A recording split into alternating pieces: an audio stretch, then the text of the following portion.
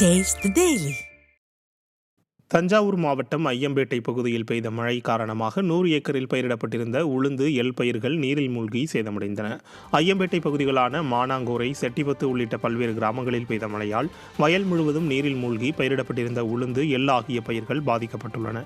மேலும் வாய்க்காலிலும் நீர் செல்வதால் வயல்களில் தேங்கிய மழைநீரை வடிய வைக்க முடியாமல் விவசாயிகள் சிரமமடைந்துள்ளனர். இதனால் தங்களுக்கு அதிக நஷ்டம் ஏற்பட்டுள்ளதாகவும் அதிகாரிகள் பாதிக்கப்பட்ட பயிர்களை பார்வையிட்டு உரிய இழப்பீடு வழங்க வேண்டும் எனவும் விவசாயிகள் வலியுறுத்தியுள்ளனர். இங்கே சுற்றுவட்டார பகுதியில் பரவலாக கனத்த மழை பெய்துள்ளது. இதனால் எள்ளு வயலில் ஒரு 2 அடிக்கு மேலே தண்ணி நிற்கிது. வாய்க்கால் எந்த வருடமும் இல்லாத அளவுக்கு இந்த வருஷம் வாய்க்கால்லையும் தண்ணி போகுது.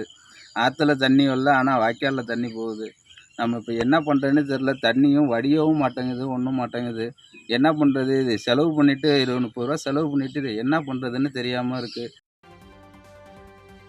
திருவாரூர் அருகே வெட்டாரில் கோரை, புல், நாணல் உள்ளிட்டவை மண்டி கிடப்பதால் தூர்வார நடவடிக்கை எடுக்க வேண்டும் என விவசாயிகள் கோரிக்கை விடுத்துள்ளனர். வடகண்டம் பகுதியில் பாயும் வெட்டாறு மணக்கால், ஐயம்பேட்டை மற்றும் அதனை சுற்றியுள்ள பகுதிகளுக்கு பாசன ஆறாகவும் பயன்பட்டு வருகிறது. இந்த நிலையில் கடந்த 2 ஆண்டுகளாக வெட்டாறு தூர்வாரப்படாமல் கோரை, நாணல், புல் வளர்ந்து கடைநிலை பகுதி வரை தண்ணீர் செல்லாமல் உள்ளது.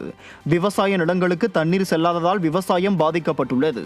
இதனிடையே ஜூன் 12ஆம் தேதி மேட்டூரில் இருந்து தண்ணீர் திறந்து விட்டால் வெட்டாரில் கடைமடை பகுதி வரை தண்ணீர் செல்லாத நிலை ஏற்படும். எனவே மேட்டூரில் தண்ணீர் திறப்பதற்கு முன்னதாகவே வெட்டாற்றில் மண்டி கிடக்கும் கோரை, புல், நாணல் உள்ளிட்டவைகளை அகற்ற நடவடிக்கை எடுக்க வேண்டும் என விடியா ஸ்டாலின் அரசுக்கு விவசாயிகள் கோரிக்கை விடுத்துள்ளனர். சென்ற ஆண்டு இதை தூர்வாரன்னு சொல்லிட்டு தூர்வாரவே இல்லை. கடமடை பகுதிக்கு தண்ணி போகல. இந்த ஆற்றை பாருங்க, நாணல், காட்டாமணி, கோரை இதுதான் படிஞ்சிருக்கு. இது வெள்ள வர்றதுக்கு வாய்ப்புகள் அதிகமாக இருக்கு. போர்க்கால அடிப்படையில் இந்த ஆற்றை தூர்வாரணும். இந்த ஆற்றை தூர்வாரலைன்னா ஆறுகள் எதிர்த்து போயிடும். பாசனம் பெறுறதுக்கு கூட பிரச்சனை இல்லை. வடிகாலாகவும் இருக்கு. வடிகாலில் வெள்ளம் வர்றதுக்கு அபாயமாக இருக்கு. திருவாரூர் மாவட்டத்துக்கு எச்சரிக்கை விடுறேன்.